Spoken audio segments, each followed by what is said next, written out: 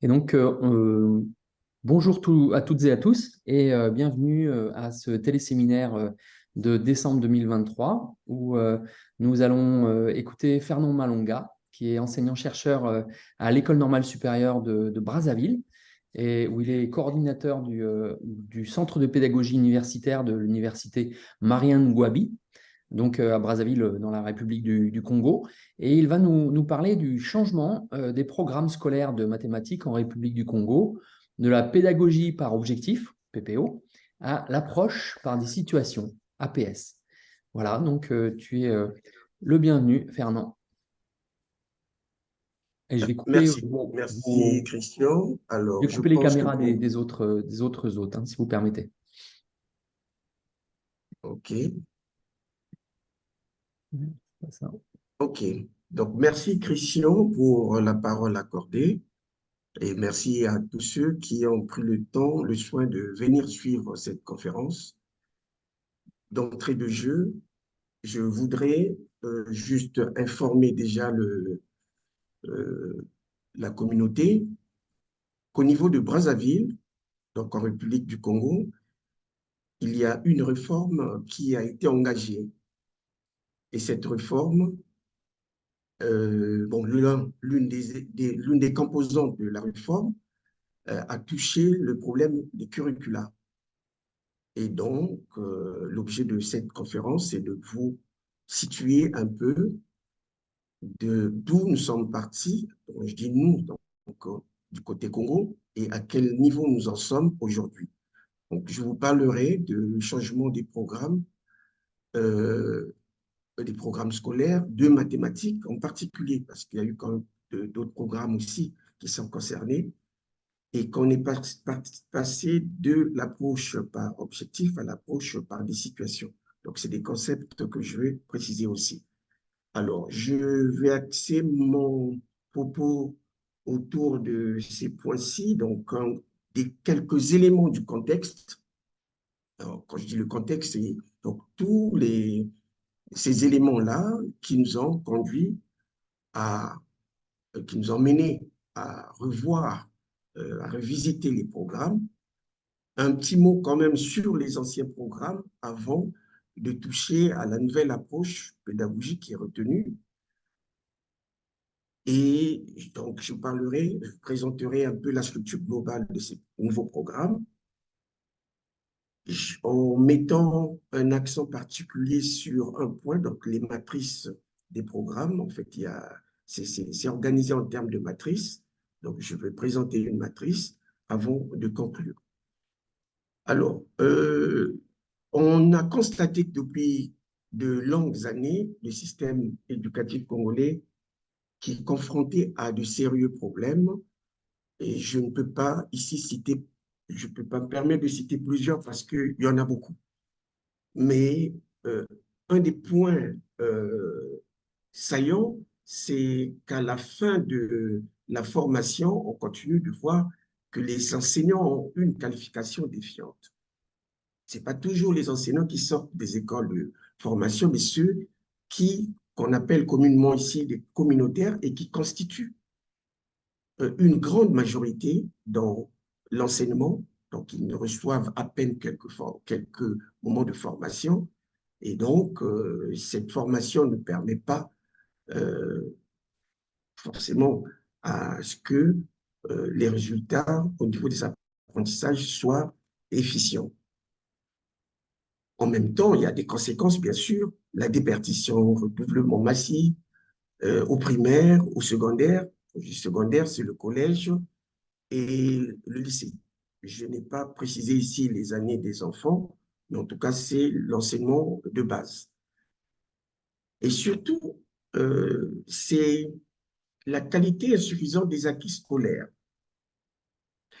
Ça se voit en termes d'évaluation. Les évaluations qui se font au niveau national montrent bien que les élèves ne maîtrisent pas l'essentiel des savoirs qu'ils apprennent.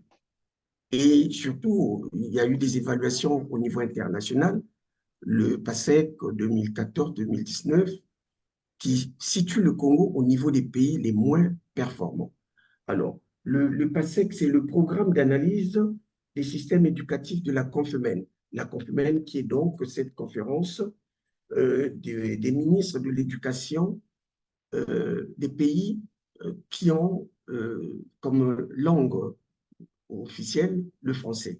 Bon, je dis un peu comme ça. Donc, il y a des évaluations qui sont organisées et là, les toutes dernières évaluations, le Congo a occupé une très mauvaise position. Je rappelle que les évaluations portent sur deux disciplines, le français et les mathématiques. Et donc là, au vu de tout cela, le, les responsables du système éducatif ont conclu plusieurs mesures, dont la révision des programmes scolaires des cycles primaires, secondaires, du premier degré. Et donc, et là, un accent particulier a été mis sur le français, les mathématiques et les sciences. Alors, à l'école primaire, on dit sciences, mais au collège, ce sont les sciences de la vie et de la terre. Mais à l'école primaire, dans les sciences, on a les sciences physiques, les sciences naturelles et la technologie. Mais ici, pour cet après-midi, je ne vous parlerai que des mathématiques. Et donc, la mission a été confiée à un projet, c'est le projet d'appui à l'amélioration du système éducatif, le PRACED, qui est donc en fait on est en fin de projet. Donc, qui avait commencé déjà depuis 2018 et qui a pris fin donc en juin, le 30 juin 2023. Le projet a reçu un financement de la Banque mondiale et au sein de ce projet, moi j'ai été le responsable de la composante numéro 1 qui s'est chargé donc de cette révision des curricula. Alors, les anciens programmes, en quoi, comment étaient-ils constitués? Ce n'est pas le procès des anciens programmes, mais c'est qu'on a constaté que c'était d'abord des anciens programmes qui sont élaborés selon l'approche par objectif, en ce sens que les savoirs sont organisés en objectifs généraux qui se déclinent en objectifs spécifiques. Et ces objectifs sont des intentions, en fait, et ces intentions sont exprimées par des verbes. Et les verbes, en fait, suivent en général une taxonomie. C'est la taxonomie de Bloom qui est beaucoup plus utilisée pour mesurer le comportement souhaité à la fin d'un apprentissage. Bon, on sait comment il y a des critiques pour toute théorie, hein. Il y a des limites, il y a des avantages. Et moi, je me réserve ici d'aller dans ce sens-là. C'est sûr qu'il y a eu des choses qui se disent sur la PPO, mais ce n'était pas la PPO qui était mise en cause. Et ce qui a été mis en cause, c'est la manière dont les élèves apprennent. Ils apprennent, justement, ils peuvent connaître un objectif, enfin, ils peuvent arriver à atteindre un objectif, un deuxième objectif, un troisième objectif, mais la difficulté, c'est la cohésion après, l'intégration de tout ce qu'ils ont appris pour, par exemple, traiter certaines situations. Et c'est là qu'on a commencé à réfléchir dans un autre sens, une autre direction. Avant de parler de cette direction, je vous présente ici un exemple, un extrait des programmes. Là, je suis encore dans les anciens programmes, les programmes de cinquième. Donc, comme objectif général, connaître les nombres et les objectifs spécifiques qui sont ici, identifier un nombre, reconnaître les multiples et diviseurs d'un nombre, reconnaître le quotient et le reste, la division quotidienne. Alors, de façon générale, les élèves arrivent à identifier un nombre. Et d'ailleurs, quand c'est dit comme ça, identifier un nombre, ce n'est pas précis. Connaître les nombres, mais quel nombre? Identifier un nombre, lequel? Reconnaître les multiples, oui, on peut reconnaître, sans qu'on soit capable de les réutiliser. connaître les quotients. Donc, il y a eu quelques reproches formulés en termes des contenus de ces programmes et autres, et ce qui nous a emmenés à réfléchir finalement du fond en comble à, à une nouvelle approche. Et cette approche n'est autre qu'une approche par les compétences, en se disant que les apprentissages se fassent par contenu, et c'est peut-être plus intéressant, comme c'est le cas dans plusieurs systèmes d'enseignement, chercher à ce que l'élève apprenne, accède à certaines compétences.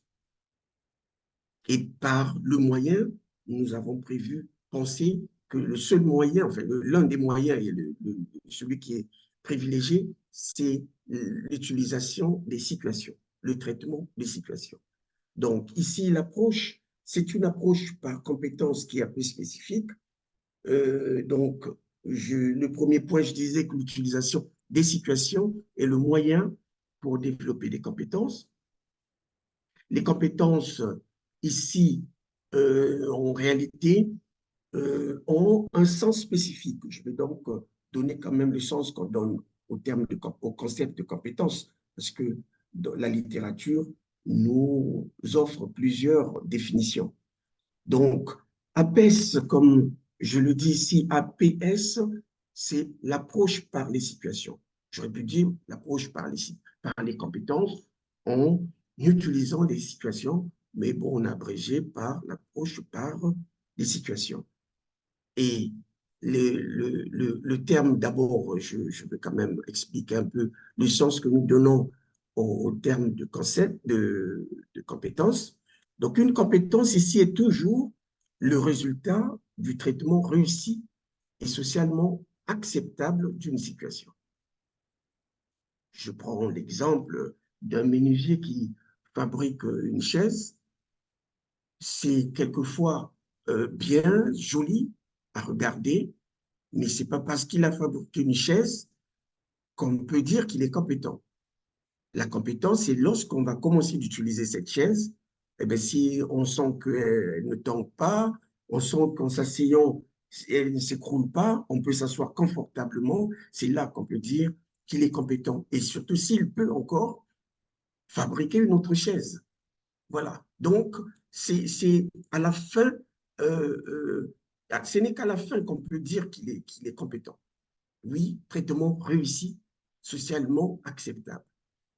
Donc, une compétence, on avait du mal à parler des compétences en situation. Donc, ici, la compétence est fonction des situations qu'elle permet de traiter. Bien sûr qu'elle se construit dans la durée, puisque ce n'est pas en un cours qu'un élève construit ses compétences. Donc, on le sait que c'est après avoir traité plusieurs situations de même ordre, plusieurs situations similaires, que l'on peut penser que l'élève a pu accéder à une dimension de la compétence. Donc, confronté à une situation, quelle qu'elle soit, une personne utilise ce qu'il connaît, donc toutes les ressources possibles, pour traiter la situation, ainsi qu'une série d'autres ressources. Ce n'est qu'une fois la situation traitée que la compétence apparaît. Voilà à peu près autour de la compétence que nous mettons. Mais il y a aussi le concept de situation qui se place au centre de cette approche. Ici, la situation, c'est un ensemble plus ou moins complexe, plus ou moins organisé des circonstances et des ressources qui permettent à une personne de réaliser des tâches en vue d'atteindre le but qu'elle s'est assigné. Le dire comme ça, c'est de la littérature, mais derrière, en mathématiques, mais ça a été un peu un modèle qu'on a un peu défini pour quasiment toutes les situations qui ont été traitées, qui ont été retenues dans les programmes. C'est que ces situations comportaient trois parties. Donc, il y avait un contexte, Donc, c'est le contexte de l'élève. Je vous donnerai un exemple de situation. Un contexte, le contexte en général qui est celui dans lequel l'élève vit, donc le contexte socio-culturel, socio-économique, ainsi de suite. Un problème qui est posé et puis une tâche ou des tâches qui sont renvoyées à l'élève. Voilà donc toutes les situations, que nous soyons en français, en mathématiques ou en sciences, ont été élaborées en respectant cette structuration, ce modèle-là. Voilà, donc ici, les élèves euh, sont placés dans un contexte, les situations mettent les élèves en action, et puis finalement, c'est à travers leur action voilà, que les élèves construisent les compétences et leur savoir. Alors, le programme, avant de vous donner un exemple de situation, je vais quand même parler de la structuration du programme. Ces programmes sont structurés de la manière suivante, en fait, quasiment tous les programmes. Donc, il y a une partie où on fait référence aux orientations de la politique éducative. Donc, et là, on retrouve quasiment tous les textes. On fait une synthèse sur tous les textes, l'orientation curriculaire, ainsi de suite. Les lois éducatives et autres. Il y a une partie de la présentation, l'orientation pédagogique et didactique. Il y a une liste et un canevas des savoirs essentiels. Donc là, je vais revenir au terme. Alors, les canevas, c'est comme une répartition selon qu'on se trouve dans un domaine donné, comme là, nous sommes en mathématiques. Donc, il y a une répartition par mois, par trimestre et par, on va dire, par année, avec des moments des régulations, des moments d'évaluation aussi, donc qui sont réservés. Alors, des savoirs essentiels, en fait, sont listés. Les savoirs essentiels sont listés. Alors, un instant, charger la batterie.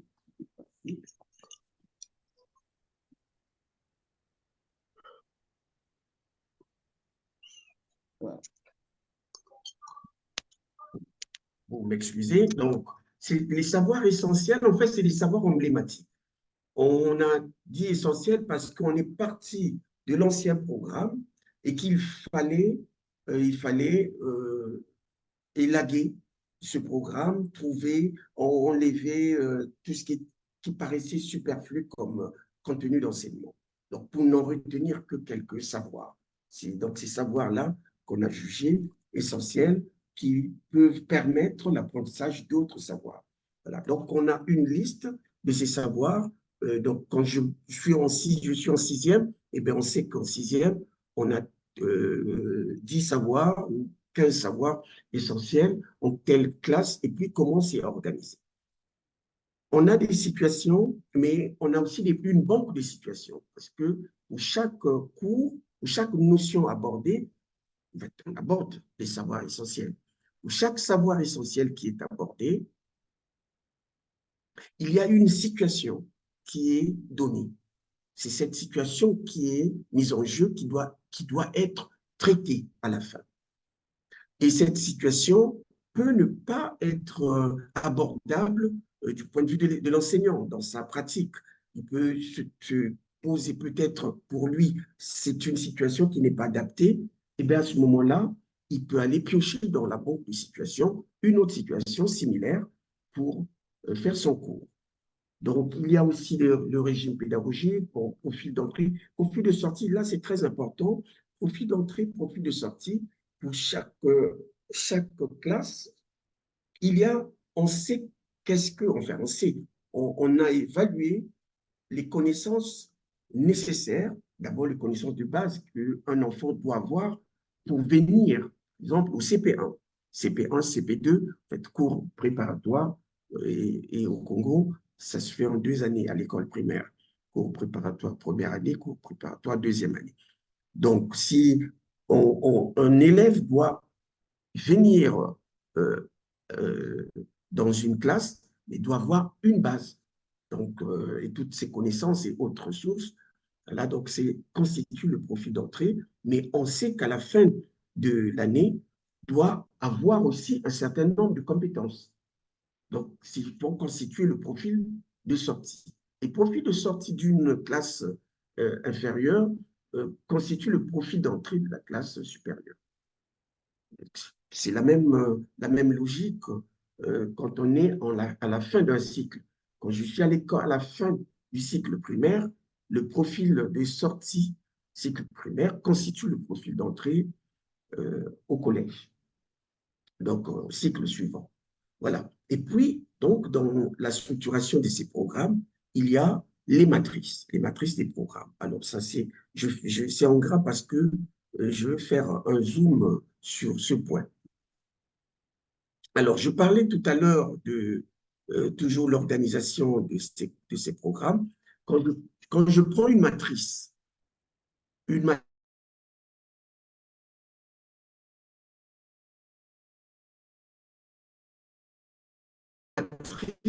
je vais tout à l'heure faire une illustration, parce que quand je parle comme ça, ce que c'est matrice auront du mal à comprendre ce que c'est juste en parlant comme ça. Donc, on précise dans une matrice le savoir essentiel traité.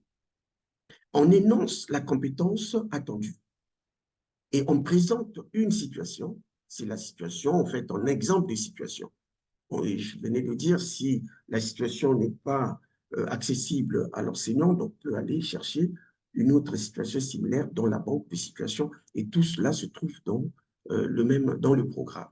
Alors, pour traiter la situation, pour bâtir le cours, on précise, on donne à l'enseignant un tableau de spécification. En fait, dans ce tableau, il y a les activités, on va dire les actions, j'allais dire, de l'élève qui sont précisées. Et puis, à la fin de ce tableau, il y a deux évaluations. Premièrement, des items pour vérifier la maîtrise des savoirs par l'élève. Et deuxièmement, une situation qui est presque une situation similaire. Mais là, c'est une situation dans le contexte de l'évaluation, qui n'est plus donc la situation d'apprentissage. Voilà. Donc, dire comme ça, voilà un exemple de matrice. Alors, toutes les matrices sont codifiées. Il y a un code. Quand je dis MM, donc MM 6.1, en fait, c'est un code. Matrice de mathématiques, donc si j'étais en français, ça allait être MF. Comme c'est matrice de mathématiques, 6, le premier point, c'est la classe. Donc, on est en sixième. Si j'étais en cinquième, ce serait MM5. Donc, 6.1. Le 1, c'est les savoirs essentiels, en fait, c'est la catégorie. Il y a des catégories, on peut regrouper en catégories. Et puis, dans cette catégorie, s'il y a 3 savoirs essentiels, et bien donc, par exemple, ici, on a une catégorie de 3 savoirs essentiels. Et bien là, on est en train de traiter le troisième savoir essentiel, qui est donc ici la division euclidienne dans N. On annonce une compétence, la compétence acquérir par l'élève, c'est ici traiter avec succès des situations relatives au nombre naturel et plus précisément la division euclidienne. Donc, ici, la compétence, c'est traiter les situations relatives à la division euclidienne. Voilà un exemple des situations que nous retrouvons, voilà, qui est aussi dans le programme. Ici, c'est donc, en fait, quand une petite histoire que l'on raconte, qui, au tout début, c'est quelque chose qui doit parler à l'élève. Donc, ici, c'est un problème d'anniversaire. Donc, on est là dans le contexte. Que cet anniversaire, Botumu raconte à ses amis de classe de sixième qu'il a reçu de son oncle la somme de 350 francs CFA et qu'il a décidé d'acheter des billes qui coûtent 15 francs l'unité. Bon. Tsumu Voilà. Donc, tout ça, donc toute cette première partie, c'est le contexte. Tsumu veut savoir quel est le plus grand nombre de billes qu'il peut acheter. Voilà le problème. Voilà, le problème est là. Il veut savoir. Bon, un de ses camarades de classe propose de procéder par soustraction successive. Donc, c'est une réitération, soustraction réitérée de 15 francs. Donc, on soustrait à la somme, à 350, 15 francs. Mais tout le monde trouve que cette situation, cette méthode, oui, si c'est 350, ça peut se faire, mais quand on a 1000 francs, on a 5000 francs, ça peut paraître laborieux. Et là, on propose, voilà, une tâche renvoyée à l'élève. Pouvez-vous proposer une autre méthode pour aider Tsumu et ses amis à faire son achat de billes? Voilà que le problème qui est posé, la tâche qui est précisée, et l'enseignant organise son cours autour de la situation. Mais ce n'est pas tout de suite la situation qu'on doit traiter. Donc, c'est là qu'il va dérouler le tableau de spécification, donc ce que je donne ici. Dans le tableau de spécification, tout ce se trouve dans le programme. Hein. Donc, c'est l'enseignant organise son cours autour des actions que doivent réaliser les élèves. Et ici, on peut constater que, en fait, ces verbes vont du plus simple au plus complexe. C'est comme, on est comme dans la taxonomie de Bloom. Donc, on ne peut pas déjà commencer à justifier parce que c'est un verbe qui est au-dessus de, par exemple, écrire, qui ne demande pas euh, des connaissances plus élaborées. Donc, connaître, eh bien, ça, c'est comme les prérequis. La première action en général, la première action de l'élève, ce sont les prérequis. Donc, ici, connaître les multiples d'un nombre, les diviseurs d'un entier, nombre entier naturel, et puis connaître aussi la soustraction successive.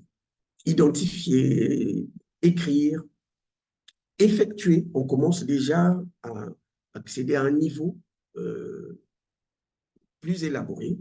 Justifier. Là, il faut quand même avoir des éléments pour commencer à justifier des éléments autres que la simple observation. Encadrer, calculer, et à la fin, c'est qu'on arrive à traiter la situation. Donc, en général, toutes ces situations doivent être traitées.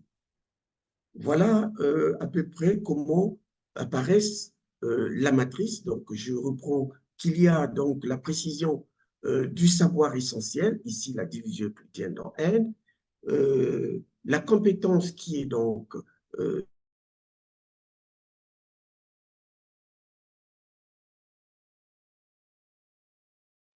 précisée, la situation qui doit permettre de faire émersion vers ici le tableau de spécification. J'ai parlé tout à l'heure des évaluations à deux niveaux.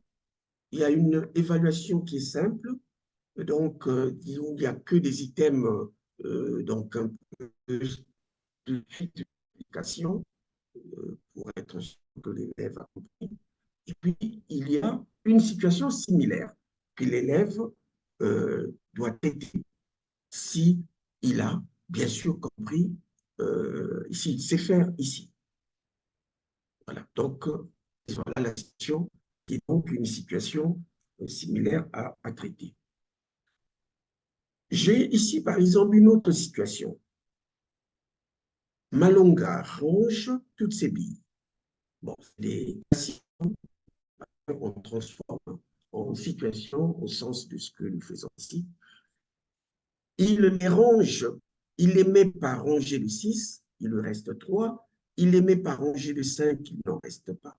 S'il les range par 3, combien lui reste-t-il? S'il les range par 2, combien lui reste-t-il? Quel peut être ici le nombre de billes de Malonga, sachant qu'il en a moins de 100. Voici les situations que les élèves avaient du mal, quelquefois, à traiter avec l'ancienne approche.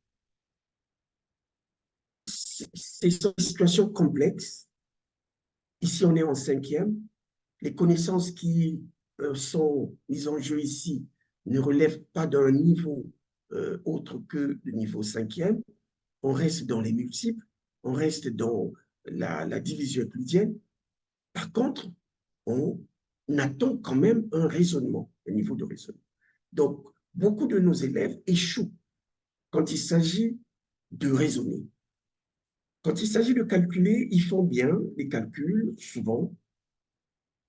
Ils arrivent à même calculer très vite.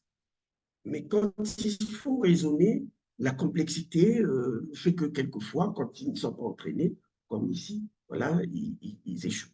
Donc, voilà, on a pensé que dans cette nouvelle approche, qu'on mette les élèves autour de ces situations qu'ils doivent traiter. Et en les traitant, on pense qu'ils vont arriver à montrer qu'ils ont appris ou acquis des compétences. Mais les compétences, comme je l'ai dit, ça se construit dans le temps.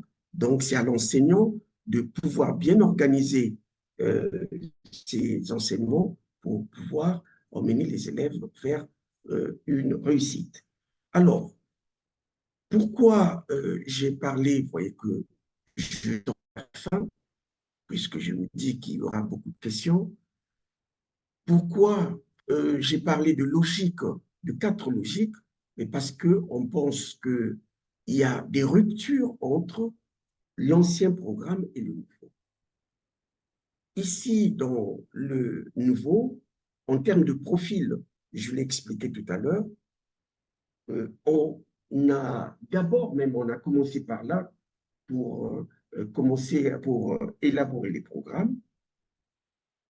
C'est d'abord examiner les profils, donc les connaissances nécessaires d'entrée et de sortie, ainsi de suite, jusqu'à arriver à la fin d'un cycle et examiner la transition, donc du primaire au collège, et jusqu'à arriver à la fin du cycle collège. Donc, on a élaboré les programmes que pour le collège, hein, j'ai oublié de le dire, dans un premier temps. Donc, le lycée n'est pas concerné. Donc, on a essayé de respecter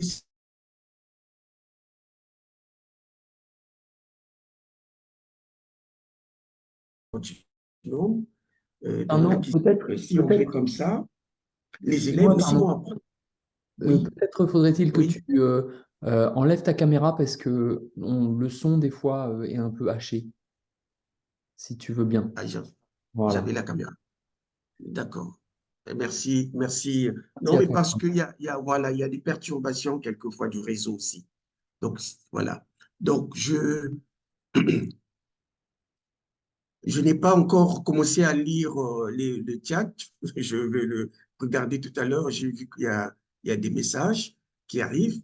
Alors, donc, je étais en train de dire qu'il y avait donc, oui, cette idée de, de logique du continuum, donc dans les acquisitions, qu'on respecte d'abord dans l'élaboration des programmes et dans l'organisation des acquis. Alors, est-ce que je peux passer, oui, la diapo suivante? Donc, une logique d'apprentissage qui place l'apprenant au centre des activités situationnelles en lien avec les contenus des notions essentielles qui s'éloignent d'une logique d'enseignement habituellement mettant l'enseignant en exergue. Oui, parce que dans notre évaluation de l'ancien programme, la plupart d'enseignants euh, disaient qu'ils souffraient à la fin d'un cours. D'ailleurs, même quand on va les suivre sur le terrain, on sent que c'est eux qui parlent beaucoup, c'est eux qui travaillent beaucoup. Parce que l'accès, surtout l'enseignement, c'est à la base, ce sont des contenus qui sont enseignés. Et bien là, on a pensé que si ce sont des situations, et bien il y a une dévolution de la tâche, donc de ces situations, qui peut être faite et l'enseignant prend le soin de vérifier que les élèves ont compris la situation. Dans les formations qui s'organisent, c'est ce qu'on essaie de leur dire. Il y a une logique d'apprentissage en profondeur qui est développée par le temps accordé aux apprentissages, entrecoupé par des périodes de découverte, des notions, entrecoupées aussi par des moments d'évaluation ou des régulations. Voilà, donc, en réalité, le fait qu'on a élagué l'ancien programme, on a dépoussiéré cet ancien programme pour n'en retenir que quelques notions, ça a laissé de la place pour les périodes de régulation. Donc, où à la fin d'une semaine ou de 2 semaines d'apprentissage, l'enseignant a peut-être un créneau où il peut vérifier les apprentissages, en fait, vérifier, non, revenir sur certains aspects qui peuvent paraître peut-être difficiles à certains et programmer aussi des évaluations. Donc, on pense qu'en faisant comme ça, on viserait ces apprentissages en profondeur. Donc, une logique d'acquisition des compétences à partir d'une méthodologie basée sur le traitement des situations. Donc, ça, c'est une rupture aussi avec les anciens programmes où la logique était beaucoup plus sur les objectifs et donc le comportement observable et mesurable des élèves. Alors qu'ici, c'est voir si l'élève arrive à traiter une situation en mobilisant un certain nombre de ressources. Ici, donc,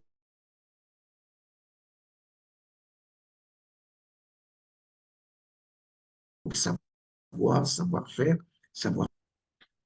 Voilà, donc en faisant cela, l'intérêt de ces nouveaux programmes, me semble-t-il, est d'améliorer le processus d'apprentissage des élèves. Les apprenants seront désormais face à un programme totalement aéré. Et ce n'est pas que les apprenants, c'est aussi les enseignants, j'allais dire ici, les acteurs. Donc le programme est totalement aéré, donc il couvre tout le calendrier scolaire de façon, bien sûr, on le souhaite, à opérer un apprentissage en profondeur et non plus superficiel à cause d'une surcharge de contenu. Parce que les enseignants disaient toujours qu'à la fin de l'année, nous n'avons pas pu terminer notre programme. Ou bien on est passé trop vite à faire à enseigner telle notion.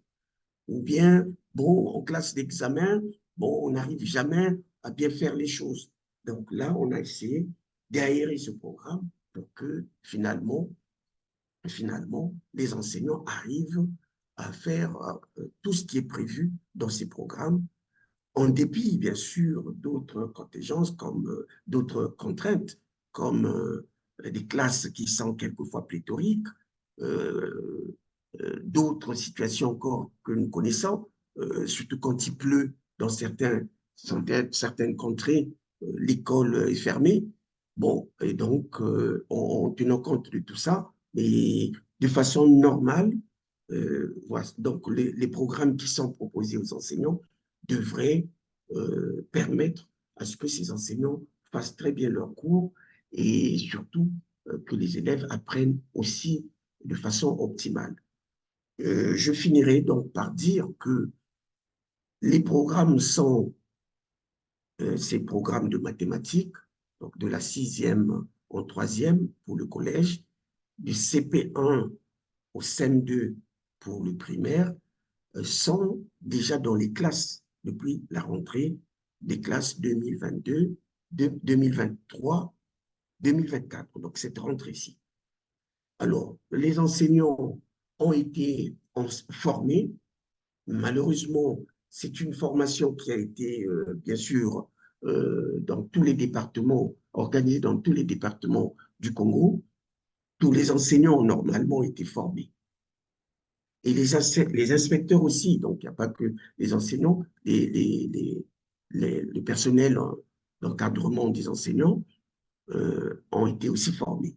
Mais on pense que Nous pensons, moi je suis de ceux qui pensent que une formation de 2 semaines est insuffisante pour opérer chez les enseignants une certaine maîtrise.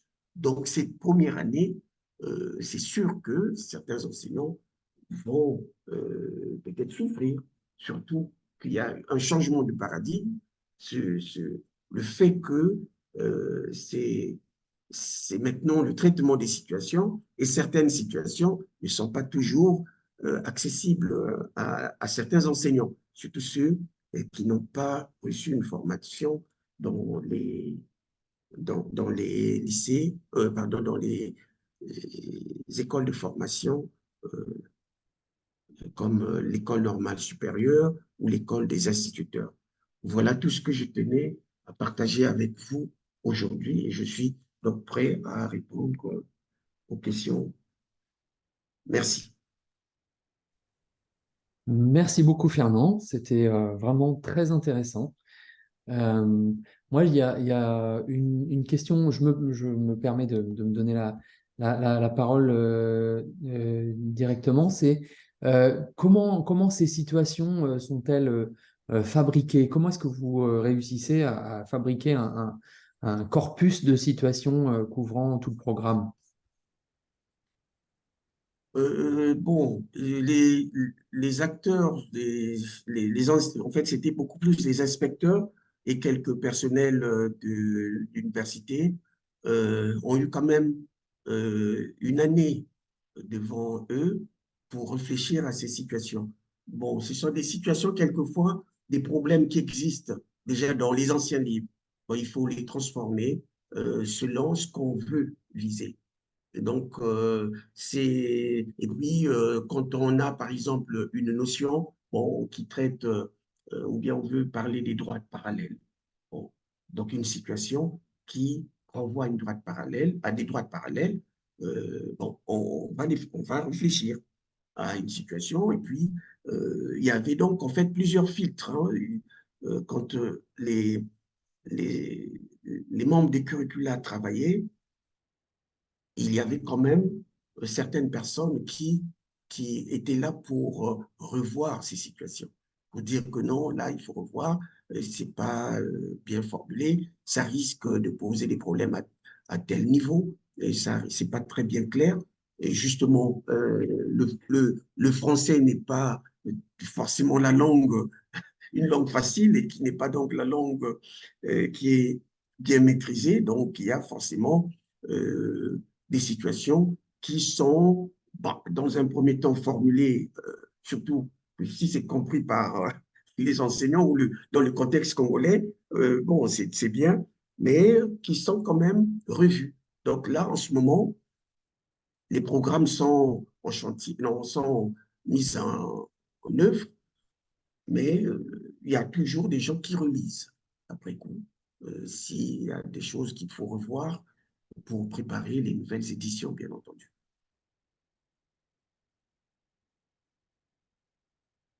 Je vois il y a Fabrice aussi qui a posé une question. Est-ce qu'il y a de la formation continue des profs en Tu exercice? as répondu. Tu as répondu. J'ai déjà répondu, oui, c'est ça. Enfin, oui. Il y a Marie-Jeanne qui a une question. Il y a Marija. Alors, j'ai pas peut-être question. Je Marie-Jeanne, sais vas-y. pas, j'ai pas la question de Marie-Jeanne dans le chat.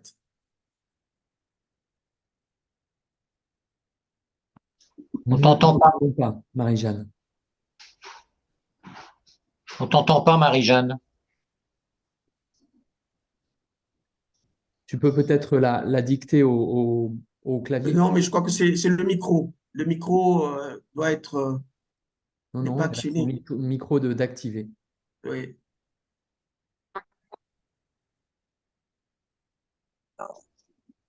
Non, ça marche pas. Écris-la dans la discussion.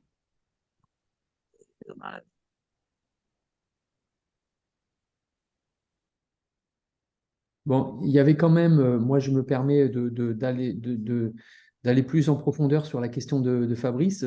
Dans un contexte de classe pléthorique, est-ce que c'est envisageable? Est-ce que vous allez faire du tutorat entre élèves ou comment ça va se passer? Parce que quand on a une classe de 50 élèves, qu'est-ce qui se passe?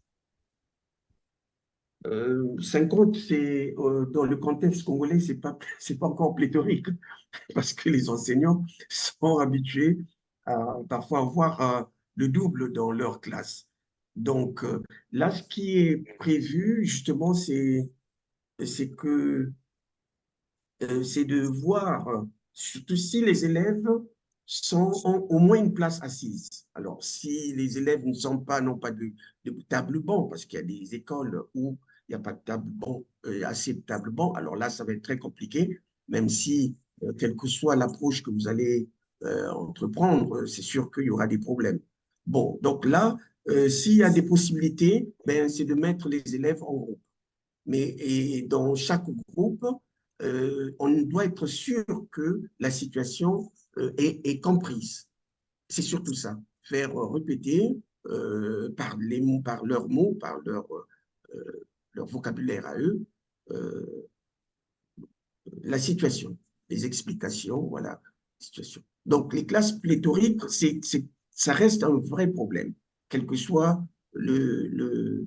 l'approche que vous allez utiliser, ça reste un problème. Mais nous, on a pensé que les enseignants, oui, un élève qui a tout de suite, qui a compris, peut essayer de dire, d'expliquer à d'autres. Mais en fait, il faut prendre le temps de donner aux élèves la possibilité donc d'expliquer ces situations. Bon, c'est un peu comme ça. C'est pas évident, mais bon. Donc, alors, Il y Marie, a Antoine qui demande aussi la parole. Je crois que c'est Christian qui fait la modération. si. Antoine. Oui, non, mais Fernand, je trouve que cet exposé est très, très intéressant, extrêmement bien construit, et ça fait plaisir d'entendre ça. Euh, Par rapport à, bien sûr, les questions qui continuent à se poser, qui continueront à se poser sont dues bien sûr au contexte, la taille des classes, etc. Mais ce qui pose, à mon avis, un grand problème partout, c'est pas seulement au Congo, c'est les conceptions que les enseignants ont sur l'enseignement. Ils croient bien faire en faisant des choses qui ne marchent pas. Et je pense que la réflexion que vous avez et la structuration que vous proposez oblige au moins à se poser des questions sur les phénomènes d'enseignement et d'apprentissage, et que c'est un moment, parce que moi je suis ça comme d'autres ici depuis 40 ou 50 ans. Évidemment, à chaque fois, on veut reconstruire quelque chose qui marche mieux, c'est-à-dire on constate que ça ne marche pas bien. Mais ça marche pas bien chez en France, ça marche pas bien au Japon non plus aujourd'hui. Alors, donc, à chaque fois, il y a des gens de bonne volonté qui ont les compétences, d'une part, ce qui est votre cas, qui ont la volonté de mettre en route des procédures, des process qui marcheraient mieux. Et reste à évaluer après quand même pour savoir si vraiment il y a des progrès faits. Mais ça suppose effectivement un investissement des enseignants et une modification finalement, de leur conception. Qu'est-ce que c'est qu'enseigner? Et ça, c'est pas évident, quoi. Mais ça, voilà, c'est votre feuille de route d'une certaine façon. Changer la mentalité des enseignants, c'est aussi important. Voilà, mais je suis ravi de vous avoir entendu. C'est très intéressant. Oui, oui, merci Antoine, vous avez raison.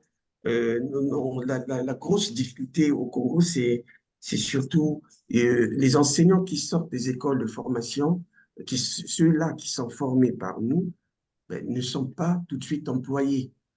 Donc, quelquefois, ils traînent 2 ans, et la troisième année, on fait recours à eux, et parfois ils sont dans d'autres choses, surtout ceux qui font le master sciences, mais ils sont piochés, aller faire les sciences de l'ingénieur, ils vont ailleurs. Et donc, le déficit est tel que l'ont fait recours à des communautaires, on les appelle comme ça aujourd'hui. Les communautaires, ben, c'est des gens qui ont été à l'école, mais qui savent quand même calculer, qui savent peut-être bien parler français mieux que moi, non, qui, bon, finalement, pensent qu'ils peuvent enseigner. Et c'est ça qui est difficile quand on est en face de ces communautaires, leur parler d'une approche d'enseignement, eh c'est pas évident. Et surtout, justement, la conception d'enseignement, parce que c'est quand même un métier, c'est tout un métier, enseigner, et ça s'apprend. Bon, si vous avez un système où la moitié d'enseignants sont des communautaires, voilà, évidemment, on risque de revivre les mêmes choses. Mais bon, je suis pessimiste, je ne suis pas trop pessimiste, je suis optimiste. Ah, d'accord. Je sais qu'il y a des problèmes, mais il faut essayer d'avancer et surtout essayer de maintenir le niveau à un certain moment, parce que on a tendance de voir s'affaiblir les exigences et finalement commence d'enseigner au niveau des enseignants. En fait, les contenus d'enseignement commencent à s'arrimer au niveau d'enseignants, alors que ça devait être le contraire, curriculum qui est bien, bien étoffé, et bien c'est à l'enseignant d'accéder à ce niveau-là pour faire voilà, quelque chose de bien. Ok, merci. Merci. Je me permets de lire la question de Marie-Jeanne, qu'elle n'a pas pu lire à l'oral. On sait que l'action ne suffit pas. Il faut de la formulation et de l'institutionnalisation des savoirs. Il est souvent difficile pour l'enseignant de faire le lien entre la situation et le savoir à retenir. Est-ce que le tableau de spécification suffit pour aider l'enseignant dans cette formulation et cette institutionnalisation des savoirs? Excellente question. Oui, oui, c'est une bonne question. Non, l'action, le tableau de spécification précise les actions de l'élève. Bon, bien sûr, il y a l'activité de l'enseignant qui est derrière ces actions de l'élève. Alors, dans ces actions, en fait, il y a forcément un moment de formulation parce que traiter une situation, il va falloir qu'à un moment dire comment on a fait. Donc, dans cette espèce de métacognition qui est derrière, parce qu'ils vont résoudre une tâche, et ils vont forcément dire comment ils ont fait. On pense qu'il y a forcément de la formulation derrière et l'institutionnalisation peut poser problème à un certain moment. Je pense comme ça, surtout les premières années, parce que ce tableau de spécification aide l'enseignant à bâtir son cours. Et qu'à un moment donné, il va falloir dire voici ce qu'on retient, voici le théorème qui est visé, voici ceci, avant de passer peut-être à une autre action. Donc, il y aura on est dans la formation justement des enseignants, on insiste un peu surtout comment mettre l'action sur cette institutionnalisation qui, quelquefois, fait perdre du temps aux enseignants entre l'action où l'élève doit arriver à faire ceci et le moment où l'enseignant reprend la main pour arriver à faire passer son message, quelquefois, il y a beaucoup de temps qui se perd. Voilà, donc la dialectique action, formulation, institutionnalisation, c'est pas toujours gagné, mais bon, on pense qu'on est là aussi pour essayer de former les enseignants à cela. Je ne sais pas si j'ai répondu à la question, Marie-Jeanne. Malheureusement, on ne vous entend pas.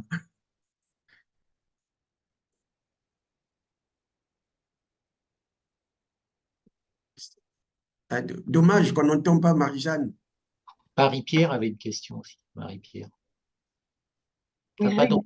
j'avais une question aussi concernant en fait bon, le rôle des situations qui apparemment apparaissent comme emblématiques des savoirs à mettre en jeu. Mais j'aurais voulu savoir aussi si les enseignants qui justement n'ont pas une formation bien longue et bien approfondie, disposaient de ressources, de documents, de manuels pour les aider justement à passer à cette phase d'institutionnalisation. On sait que les manuels jouent un rôle quand même important dans les pratiques d'enseignants. Oui, c'est un vrai sujet. On est à la fin d'un projet, on a les programmes, on n'a pas de manuel adapté au programme. Donc ça, c'est un vrai problème. Euh,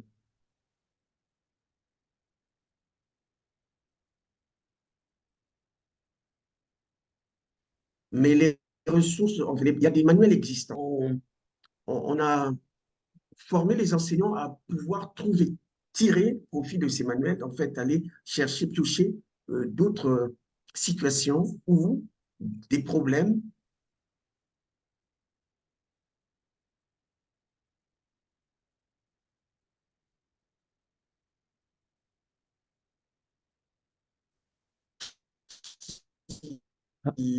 qu'on y trouve, qui ne sont pas toujours mauvais. Voilà, excusez-moi, parce il y a le téléphone. En fait, j'utilise, juste une parenthèse, j'utilise mon téléphone comme modem. Et donc, du coup, quand ça sonne, je ne peux pas l'éteindre. Si ça sonne, alors ça perturbe la connexion. C'est pour ça que parfois, la voix est un peu hachée parce il y a des appels. Voilà. Donc, c'est perturbant quand il y a des appels comme ça. Alors, oui, donc j'étais en train de parler des manuels. Oui, le problème, la question de manuel, bon, nous l'avons résolu à moitié. Le projet financé par la Banque mondiale, il y avait un peu d'argent. Donc, on a mis en place, on a élaboré, enfin, la même équipe, élaboré des cahiers d'activité. Normalement, si on suit la logique, les cahiers d'activité sont issus des manuels. Donc, on a des manuels et puis on élabore des activités pour les élèves. Mais bon, nous, on savait qu'on n'aura pas de manuel, mais on peut avoir des cahiers d'activité pour les élèves. Donc, ce sont ces cahiers d'activité où on a repris certains éléments des manuels et donc que les enseignants sont en train d'utiliser en majorité. Donc, comme ressource, ils ont les cahiers d'activité des élèves où on retrouve un certain nombre d'activités et situations aussi. Il y a d'autres livres qui existent, des livres de mathématiques qui existent où on peut aller chercher, puis bon, adapter. Mais adapter, ce n'est pas le point fort des enseignants, surtout ceux qui n'ont pas été formés ou surtout ceux qui n'ont pas fait l'université, parce qu'on a aussi une catégorie d'enseignants qui ont peut-être le bac, mais pas avoir fait la faculté, parce qu'il y en a qui n'ont pas fait l'école normale supérieure, mais ils ont quand même fait la faculté, ils ont une certaine maîtrise des contenus. Donc, ceux-là facilement comprennent. Donc, peuvent utiliser des ressources qui n'ont pas été indiquées et les adapter au contenu à ce qui est attendu. Mais bon, la question de manuel reste un problème entier. Donc, il y a un nouveau projet qui va commencer, mais malheureusement pas tout de suite. Dans ce nouveau projet, je suis au courant de ce qui se fait maintenant, ce qui se trame à la Banque mondiale.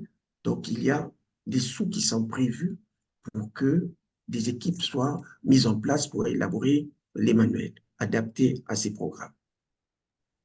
Oui, Abdul Massalabi Nuhu, justement, parlait de la question de la formation, du recrutement des enseignants sans formation initiale. Et est-ce que les ressources qu'on met à disposition, les manuels, etc., ces situations-là peuvent finalement servir de formation continue des enseignants qui n'ont pas vraiment de formation initiale et pour cela, il faut quand même qu'elle soit robuste et qu'elle soit quand même accompagnée, puisque la ressource elle-même, la ressource élève, c'est peut-être pas suffisant. Il faut quand même aussi un contexte et une indication de gestion de la classe de la part de l'enseignant. Donc, comment est-ce que ça va être accompagné? Est-ce qu'il y aura juste des documents élèves ou est-ce qu'il y aura des documents enseignants qui pourront participer à cette formation?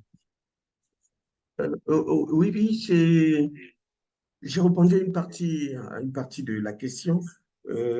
En fait, il y a un pôle de formateurs qui a été mis en place hein, dans chaque département.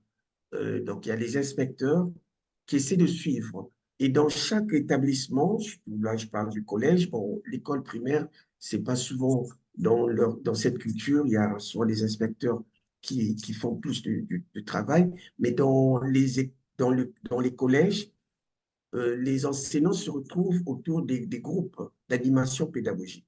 Donc, chaque semaine, ils ont une journée, ils appellent journée plage, c'est leur journée. Et depuis donc, la rentrée, donc à ces journées, on ne traite que des problèmes liés à cette nouvelle approche. Donc, il y a un accompagnement qui est donc des anciens, ceux qui n'ont pas reçu de formation, s'appuie sur ce que les anciens qui ont suivi la formation et qui ont une maîtrise. Enfin, au tout début, je parle peut-être pas de maîtrise, ça va prendre un peu de temps, mais c'est ces groupes, ces pôles de formateurs, donc d'enseignants et inspecteurs qui essaient de suivre les enseignants. J'avoue que dans certains départements, et surtout les écoles très, très éloignées des centres où il y a parfois qu'un enseignant titulaire, c'est pas évident. Ce n'est pas évident. Donc, on se pose même quelquefois des questions. Comment ils font? Donc, ça, c'est des choses qui vont nous échapper jusqu'à un certain moment. Parce que la question, tant que l'État ne met pas à la disposition du système le nombre d'enseignants nécessaires, ben, ça va toujours être compliqué. Ça va toujours être compliqué. Merci. Donc, Abdoul Massalabi Nourou, vous pouvez peut-être prendre le micro pour poser votre question directement. Soit. Bonsoir. Oui, donc j'aimerais surtout poser une question liée notamment au manque des manuels adaptés à l'enseignement. Vous ne pensez pas qu'il n'est pas nécessaire de passer par une formation sur l'analyse des programmes et des manuels et même une analyse comparée pour mieux adapter le contenu des manuels qui sont inadaptables parce qu'ils ne sont pas élaborés selon le référentiel? Cela n'est pas nécessaire? Je Merci. pense que, oui, merci Abdou. Je pense que c'est ce que quand je parlais du pôle de formateurs, mais en fait, il y a un institut ici à Brazzaville, l'Institut national de recherche et d'action pédagogique. Donc, c'est cet institut où on trouve, il y a tout un département, mais c'est pas, quand je dis département, il n'y a pas beaucoup de monde, mais c'est quand même un département qui concerne les curricula. Donc, ce département est en train d'élaborer des fascicules, en fait. C'est des fascicules, des documents d'accompagnement. Alors, ce que j'ai oublié de dire, c'est que dans ces programmes sont accompagnés des guides pédagogiques. Et les guides aident quand même les enseignants, hein, devraient aider les enseignants à aller faire certains choix de ressources ou de situations ou d'exercices à donner à leur... voilà. Ça, c'est à défaut de manuel. C'est ce qu'on est en train de faire. Donc, il y a des fascicules, mais ce n'est pas une situation finale. Parce que la situation finale, c'est d'avoir des manuels adaptés. Et ça va prendre encore peut-être un an pour avoir ces manuels. Et avoir les manuels à tous les niveaux, ben, c'est 3 ans, en fait, compte 3 ans, 4 ans pour faire par niveau, parce qu'il faut les faire par niveau. Donc, en attendant, c'est des fascicules qui sont produits par cette équipe-là. C'est l'accompagnement en termes de formation par le pôle de formateurs, donc les inspecteurs associés à certains enseignants. Voilà. Pour l'instant, on essaie de faire avec les moyens de bord, comme on dit.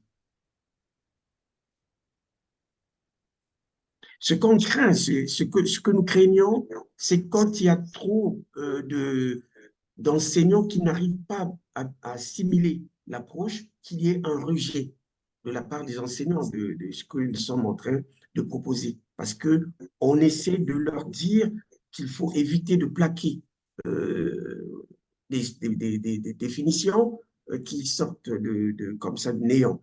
Donc, essayer de travailler sur les situations pour faire émerger certains concepts nécessaires. Mais ça, c'est un travail qui n'est pas simple. Donc, ce qu'on craint, c'est que ceux qui ne comprennent pas commencent à tenir peut-être un discours révoltant et au point de voir un peu le rejet de ces programmes. Ça, c'est une crainte quand même. Ok. Fabrice Van de Broek avait une question. Et oui, en fait, ton approche par les situations, tu as dit toi-même que c'est dérivé de l'approche par compétence, mais c'est une approche qui existe aussi déjà certainement dans des pays proches de chez vous. Je pense au Cameroun.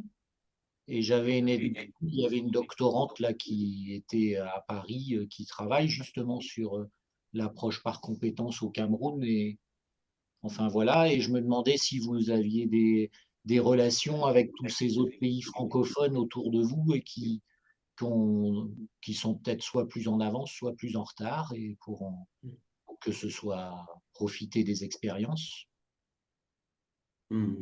Bon, peut-être pas avec le Cameroun, c'est donc, j'entends, mais on a plutôt une relation avec la RDC, donc le Congo voisin, qui eux aussi font à peu près la même chose, mais je ne sais pas s'ils ont déjà appliqué, si ces programmes sont déjà dans les classes. Sinon, nous avons travaillé avec, qui avait déjà commencé avant nous, dans le même sens.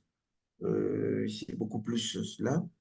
Et puis, il y a bon, plus loin que la RDC, donc un pays comme la Côte d'Ivoire. Bon, j'ai participé en tant que consultant à l'élaboration des programmes à l'École normale supérieure d'Abidjan. Et c'est là que j'ai découvert que finalement, au collège, à l'école primaire, ils ont aussi des programmes comme les nôtres. Donc, et c'est là que le lien a été établi, puisque j'ai été à Abidjan et donc j'ai travaillé un peu avec certains acteurs qui vont dans le même sens que nous. Donc, le Cameroun, mais je demanderai donc, Fabrice, donc le nom ou le contact de l'étudiant, le Camerounais, pour que je puisse voir aussi un peu avec eux comment ça se passe et quels sont les problèmes qu'ils rencontrent et surtout les problèmes d'évaluation. C'est pour se poser, justement.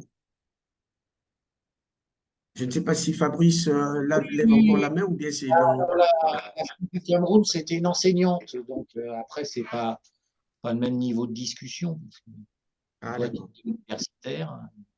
Moi, je te donnerai son mail si tu veux, tu m'écris. OK.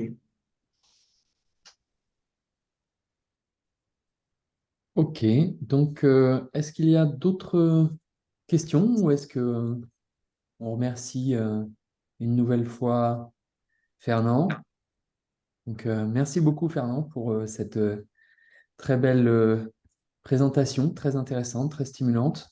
Là, j'attends vraiment d'avoir un corpus de situations robustes qui puissent être utilisé comme moyen d'enseigner les grandes notions. C'est vraiment un programme tout à fait stimulant et intéressant et qui suffise à lui-même d'une certaine manière, hein, comme le disait euh, euh, Marie-Jeanne tout à l'heure, que on sait que ça ne suffit pas à soi-même, qu'il faut quand même l'accompagner. Donc bon, bref, tout ça, c'est vraiment des questions très intéressantes.